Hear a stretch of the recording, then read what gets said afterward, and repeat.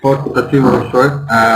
Мне бы хотелось говорить по-русски, но, честно говоря, мне намного легче говорить по-английски, так что если никто не сильно против, я буду говорить по-английски. Так что потом, если вы хотите, вы можете задать вопросы на русском языке. А вот Александр, мой коллега, он очень хорошо знает процессинг и хорошо говорит по-украински, так что вот, если у кого-то будут какие-то проблемы в процессе мастер-класса, пожалуйста, поднимайте руку, я подойду, помогу вам разобраться. Вопросы в ходе мастер-класса можно задавать на русском. С Виктором попробуем на них ответить. Okay, sorry for the English. My future. Так.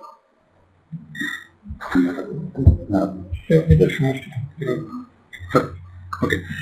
So, the idea is to let you know a little bit about the processing framework, which is the platform that we have in QGIS for doing spatial data analysis, right? That is a project that I started 4 years ago. Then Alex joined the project, and we are the two main developers of the processing framework. And it's now what we call a core plugin. That means that if you install QGIS, you also have processing. So in every QGIS installation, you have processing, and you can use it to analyze spatial data. So the idea of this masterclass basically to show you the main tools that we have in processing, and just make a couple of examples so you can understand the ideas and you can understand how to use that, right? For those of you that have a computer and that you want to follow what I'm going to do, there should be, I don't know where it is, you see. So Alex has the data in case you want to use it. I'm going to use some sample data which comes from the QGIS training manual. So with that data is what I'm going to use for the examples. I'm going to do start with very simple samples, and then move into more complicated things, right? Okay, so the first thing I'm going to do is to just open some data and start by running an algorithm to let you know about it. Right. Okay.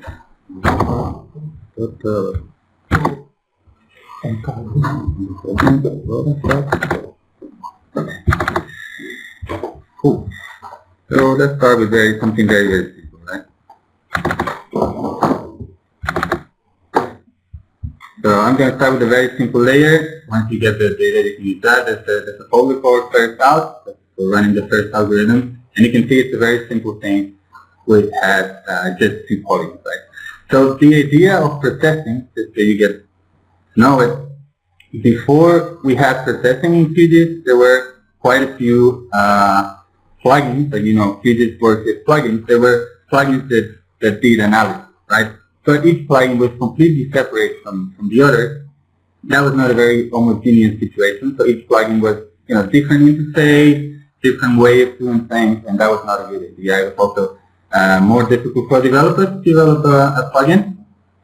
So the idea of processing is that both for users and for developers, it's much easier to develop an analysis algorithm into QGIS if they use processing than if they don't, right? So it's a common framework, and it provides most of the things that you require to create a new algorithm. And you're going to see that now the interface is quite similar, and there's something that you don't have to worry about, and the developer doesn't have to worry about. So the first thing that we're going to do is to use the toolbox, which is this thing that I have here, which you have in the menu. Maybe you can read it. Okay, so panel instrumentos, it's in there.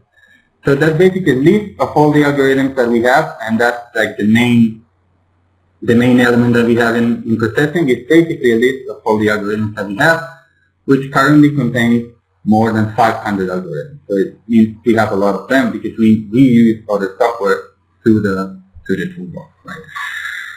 So let's say I want to do a very simple analysis, which is calculate the centroid of those 2 polygons, right? So that's analysis. I'm going to take one layer with polygons. We're going to generate another layer with points, which represent the centroid. So what I have to do is go to the toolbox, then find the algorithm, in this list of more than 500 algorithms, find the algorithm that actually computes the centroid, and then just run it. So there's the text box in the upper part of the toolbox. That's the first toolbox. So whenever I type in there, it's going to filter the list to show just those ones that include the search word that I entered. So in this case, I want to compute the centroid, so I just write centroid in there, right? Yeah, sorry. Right? So, okay. This is in Russian. So let me see if I can find it manually. Okay, so the search, of course, doesn't work because I'm searching in English. Just let me find it manually, or if anyone can tell me how you say central in Russian.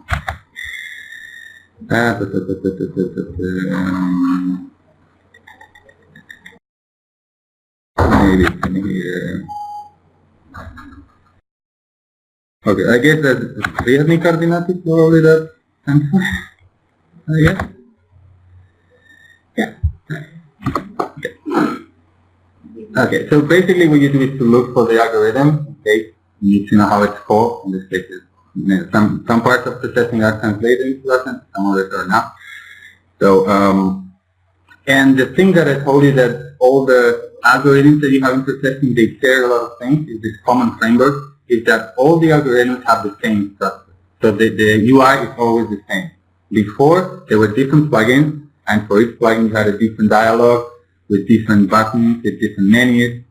In this case, they're all the same. You have just a list of parameters, and parameters are, very simple, just like, a vector layer, a raster layer, and numerical value, string, things like that, right? And always in the same order and the same way, right? I don't know if you can read it there. It's a little bit difficult to read that, but for those of you that have this in the computer. So basically we have the parameters that we need to configure the algorithm, that is selecting the base layer that I'm going to use, and the polygon layer from which I want to compute the centroid. Then some configuration parameters, those are the list in there. And then the last one, the last line, that's the output, right? And that's where I have to enter the file name where I want to save the output. And this is something that the developer doesn't have to worry about that. You just tell processing what you're going to create and it will take care of all of that, right? So in this case, I'm just going to select my polygon layer in here. That's very simple. I don't have any other layers. So right? Then you can select, if I want to group the centroids just by classes, I'm not going to do that. So I just leave that to not that, right? And then the last thing that I have to do is, as I said, enter the file name where I want to store the result, which in this case is a points layer. And if I don't enter anything, it's going to go to a temporary file, right? So it's a file that is going to be created in a temporary folder, and then processing is going to take care of deleting that once I execute it. So basically that's the structure, the things you have to understand, and that's like, the things you use. Especially this thing with the temporary files that is not common in other plugins configured. So you're not going to see that in other plugins, but in this case, if you don't enter a file name, it's going to be a temporary file name. So that's it. That's the only thing you have to do, right? As I said, I'm starting with something very, very simple. So that's it. And for whatever reason, okay, it fits that as a single problem.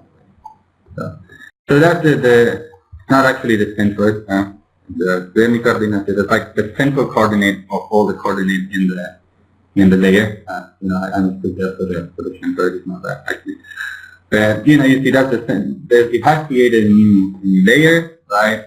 With a point, and if you see the file name in here, should be exactly the same because it's a temporary file, so it can be a temporary folder and have this ugly long name. Okay, so basically that's something that you have to understand, right? We have processing, we use the algorithms like that, right? So what I'm going to do now is do a couple of other algorithms that are a little bit more complex, do a small workflow with several algorithms. And once I have done that, then I will start some new tools to make yourself more productive, right? So if you have to repeat, for instance, this task 100 times, there are tools in processing to automate that.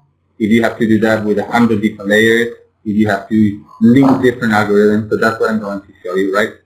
So the idea is that from the toolbox, you can run the algorithm one by one, right? Just like I've done. One layer, I just click and I generate the result. But the most interesting thing about processing is that I can optimize it, right? And that's what I'm going to show you next. Okay, so I'm going to open a different project now. And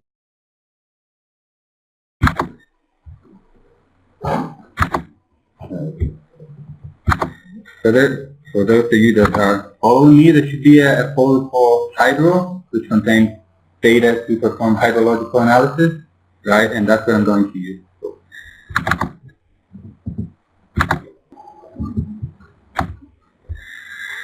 So, yeah, you saw like I got the channel network, but there were too many channels, so that's probably because I didn't enter the parameters correctly. So, let me try again. Let's see. Okay.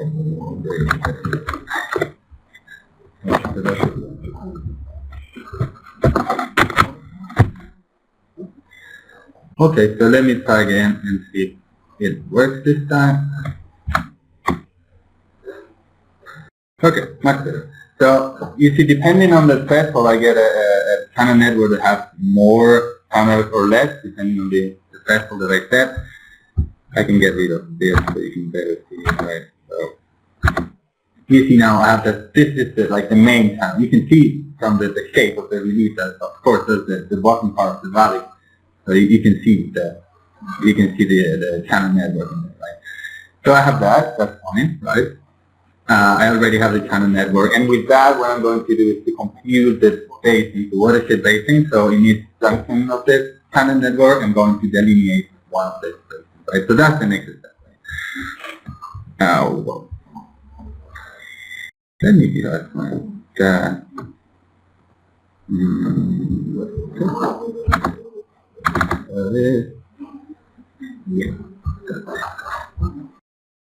So I guess go to another model. You see it's again the same structure. I use the elevation. Of course, I enter here my elevation data. You know, each time that I create a new layer, now I have it available in here. I can use all the layers that I created before, of course. So the output of one module is the input of the next one, right? And that's the idea that I want you to get, because then what I'm going to do is mix all that. So the channel network is in here. That's it. The channel network is in here. I don't need that. I don't need the minimum size, right? So that is going to create a new raster layer with watershed basin, right? So you see that's it. Now I have divided the space, right? Divided that territory into 1, 2, 3, like 6 or 7 different basins, right? That means if it rains into one of the basins, eventually the water will end up the outlet of that water, right? That is the raster layer, but it would be good to have it as a vector layer, right? So I have polygons instead of a raster layer. So the next thing that I have to do is to vectorize that, right? To convert automatically that raster layer into a layer with polygons. And I can also do that using another algorithm. So you see we have all the list of algorithms in processing, and I just have to look for the correct one and just use it. So this should be, say, vectorizing these classes. And you see like which one is the grid, the raster layer that I want to vectorize. I want to vectorize the watershed basin, right? With all classes, and you know, that's fine. Again, similar interface. I'm saving everything to a temporary file. So, so you see, I started with a digital elevation model, and eventually, through this hydrological analysis, I was able to create a polygon layer with the watershed basin, right? So now comes the interesting part of the process, right? You have the list of, as I said, more than 500 algorithms. You just can look for the algorithms you need, work with them. So now imagine that someone else comes with a different digital elevation model. Like, hey Victor, I want to compute the watershed from this digital elevation model. And I made 5 steps. So that means that if I want to compute that with a different digital elevation model, I have to do 5 steps, right? So the catchment area, then the channel network, and etc. And instead of 4 or 5, it can be 40 or 60, depending on the workflow. it would be good if I could have just one single process to just everything, right? So like, here is the elevation model. I want the watershed in one click, right? And actually that's what we have in processing, and it's called the model builder. So the model builder, you define the workflow, and then once the workflow is defined, it can be run again and again with one single step, right? And that's what I'm going to do now. I'm going to put all this workflow from the watershed, from the DM to the watershed in one single step, right? So I'm going to get rid of all this. I don't need it anymore. Okay. And I'm going to open this, call the model builder. That's for ideally. Okay. And what I have to do here is actually to code an algorithm. It's like programming, but you don't program using code, you just program graphically, right? Graphically you have to define the algorithm. The first thing that I have to do is define the input and the output of the algorithm. Especially the input. What do I need? What do I need to ask the user to introduce, right? So in this case it's very simple. I need 1D elevation model, of course, that's the basic. And then if you see, depending on that threshold that I selected, the channel network was different, right?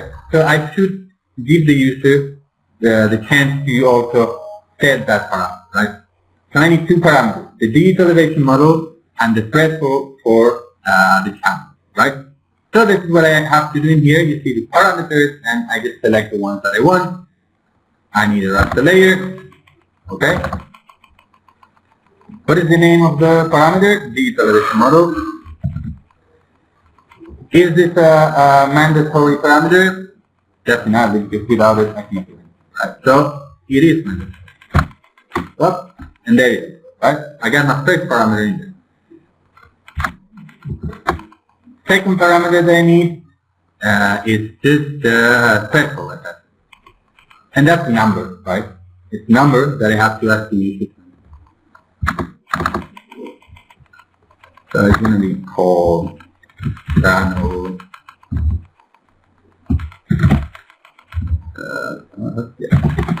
threshold, right? Does it have a maximum and a minimum? But it does have a minimum. Shouldn't be negative, so it doesn't have a maximum. That's going to be that. And the default value, it can be whatever, you know, I can just leave it to like that. That's the value that goes good with this area, but it can be anything, right? So yeah, something like that. No, right. That's not.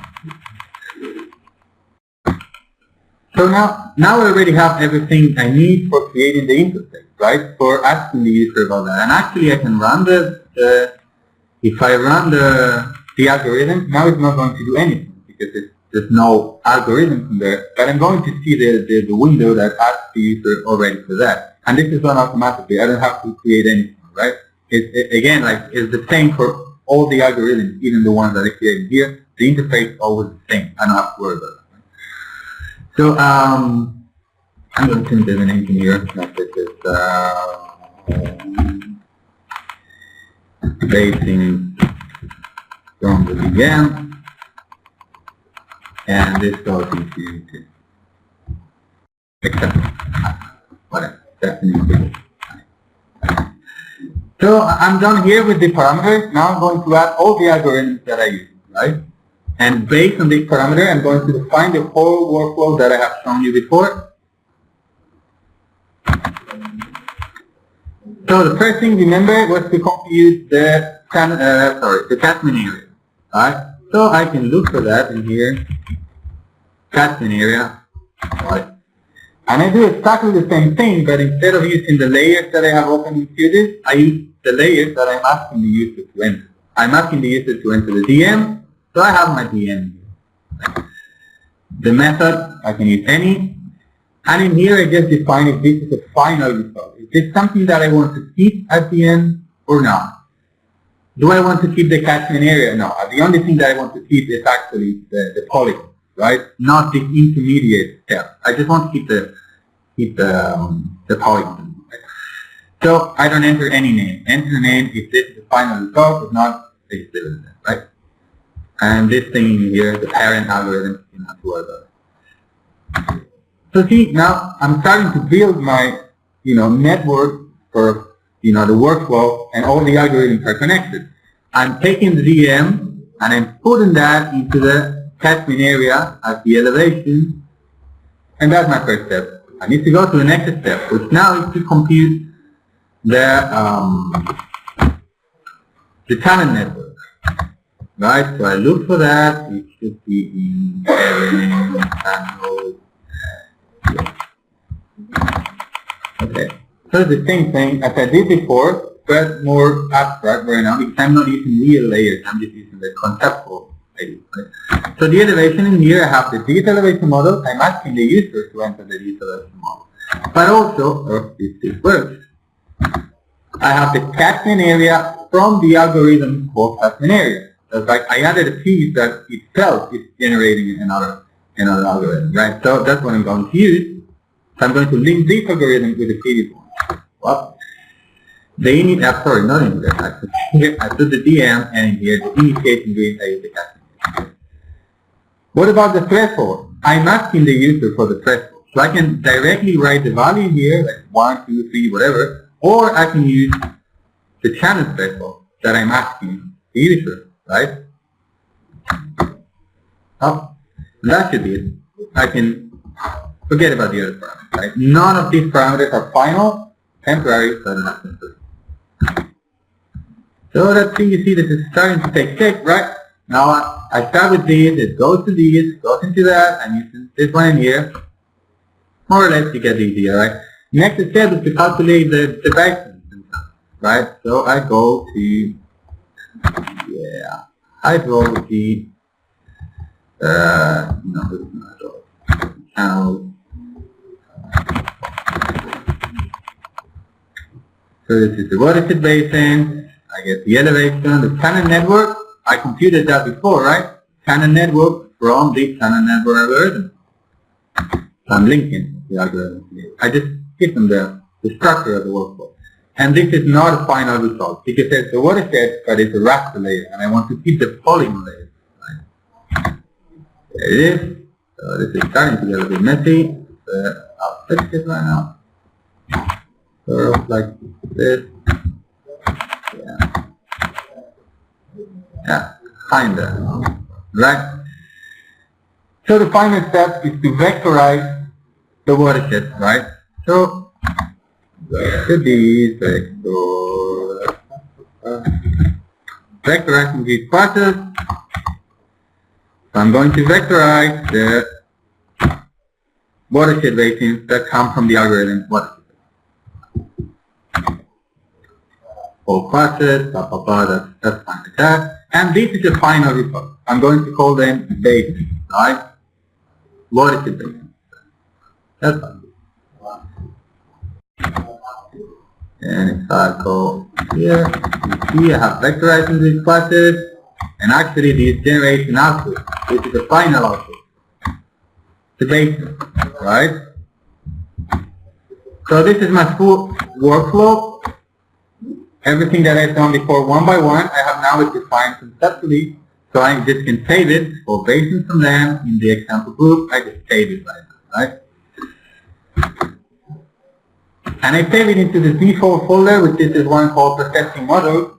And if I do it in here, then it will find it, and it will be in the toolbox. So now let me save it in here as basin model. Okay. So now I have defined my model. I can close the model builder. I don't need the model builder anymore. Get rid of it. And now, if I go to the toolbox, there's a group called models in here, right? And actually, the model that I just created is the example, based on DM, right? I just created this new algorithm. It wasn't here before when I started. Now I have a new algorithm, and I can run it just like any other algorithm, right? And you see, it asks me for the DM, and it asks me for the channel network, and let's see if this is correct. Yeah, it is.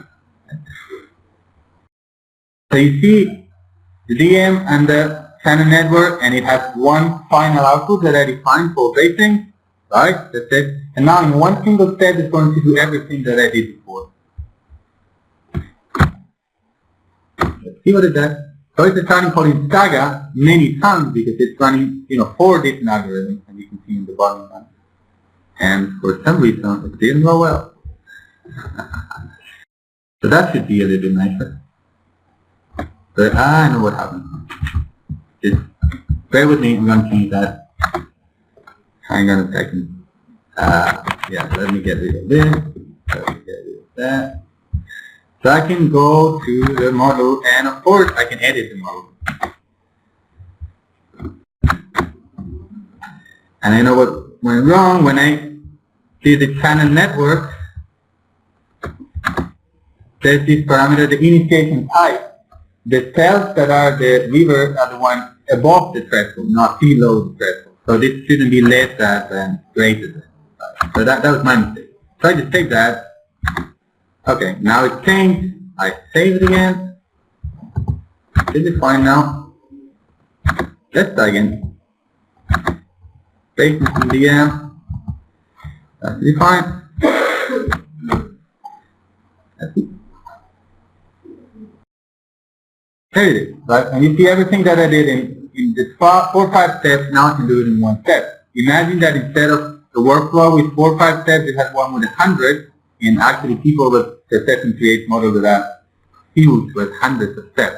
Then you can automate that, so it's really easy as everything. Now imagine that, this is like, I want to change the threshold, right? So instead of using this one with 7 zeros that I added, I want to try a different threshold. I don't have to try everything, like, every single step. I can go in here and say, hey, let's see the watershed if I use a different threshold. So I just, cut 1 0 out of that. And do the same thing with a different threshold, and so compute every single thing again, and you see I get a different division in different set of watersheds, right? So you can see the amount of time that I take, right? So I'm going to show you some other, we have 2 minutes, yeah, another productivity tool that we have in Perception, right? Okay, so I'm going to get rid of this. I'm going to start, I'm going to go open a new project.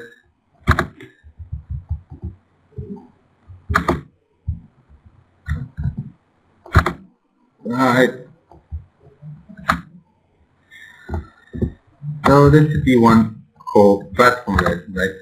So sometimes you want to do something not just with 1 layer, but with many different layers, right? For instance, in this case, I have 3 layers in here. Oh, sorry, there's not a project here. So let me open just one so you can see it.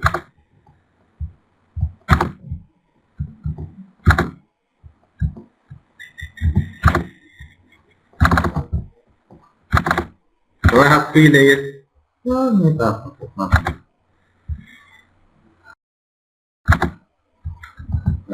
I have this. These I'm going to get rid of them actually.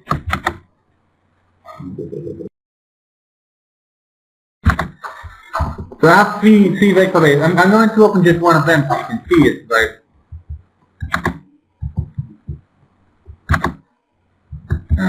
Okay, let me get these other vector layers.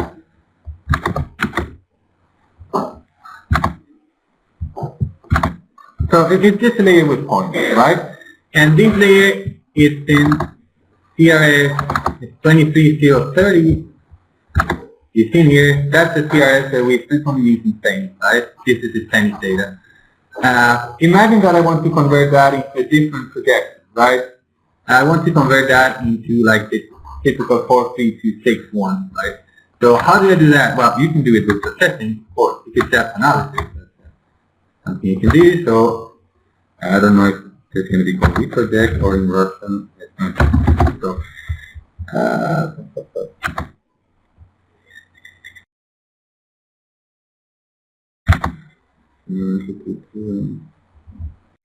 how do you say reprojection in Russian?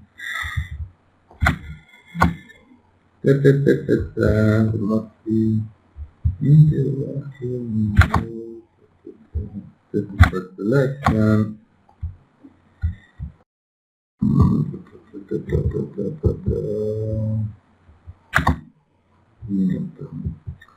So let's see on there. Okay, that should be. Oh, can't get me the wrong button.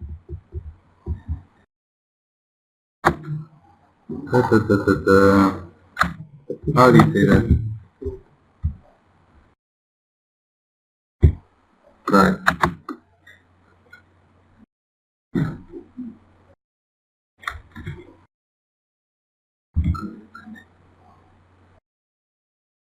Yes. Okay, great. Okay, so imagine that I want to reproject that layer, right? So I can go to the algorithm and just do it here, right? I want to put this layer into the SRS, right? But I have 3 layers, and instead of 3, I could have 300, right? So if I do this one again and again and again, that can be a really boring task, right? It's not very optimal to do that. So I have a different way of running an algorithm, which is key that you can see here. It's called run as a batch process, right? So instead of running the algorithm with just one data set, just for the PT1 layer, I can run that for log layers at once, right? And this is what I'm going to show you now. So instead of running here using the run button and entering things in here, I go to the run as batch process interface. And you see it's the same thing, the same parameters, but instead of being in a list like that, it's a table, right? So it's like, okay, I want to add here all my layers, if I can have 3 or 300, it's the same. So let's select from files, right? So I go to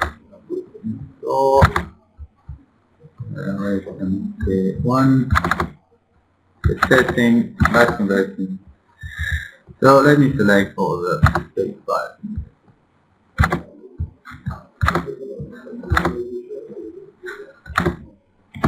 Okay, so as I said, it doesn't matter if I have 3 or 3,000, right? It's the same. I just select them all, and there they are. Just if I need more rows, it will automatically add more rows, right, in the table.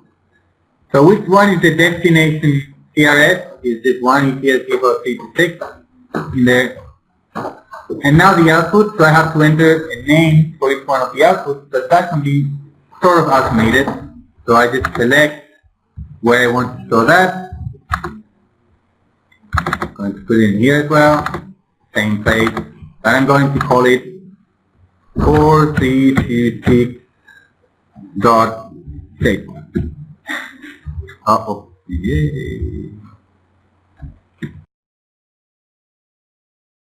Oh, thank you. Right, so it's going to be called 4326, and that's one file name, but I have many different output files that you see that now when I click in here, why it didn't like that? That didn't work. Let me try again. That's one. That's conversion. Whatever, or be projected. I don't know. So say fine.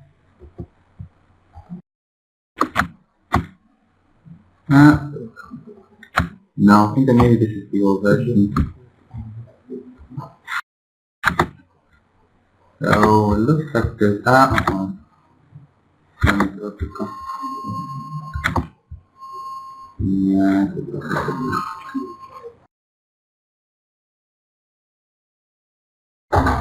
Okay, so we don't have the latest version of the system in this computer, so I don't know. But normally you should see something that says, do you want to auto-fill the data, right? And it proposes like automatically fill the data, so it can be called 456.1.2.3, so you don't have to write every single name, right? It's a pity that doesn't like that. That's very nice.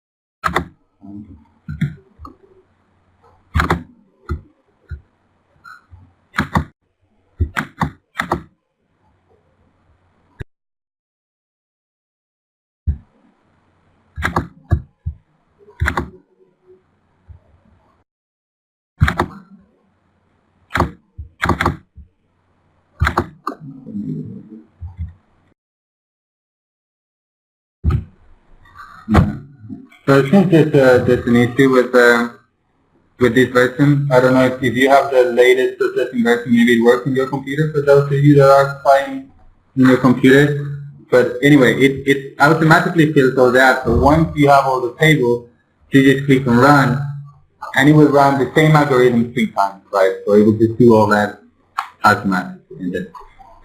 So basically the idea is that any algorithm that you add to processing, and as I said, we have already more than 500, you can run it individually, you can run it in the modeler, you can run it as a batch processing, in the batch processing interface. Then you can also run it from the console. So there are many different ways of running the same thing, right?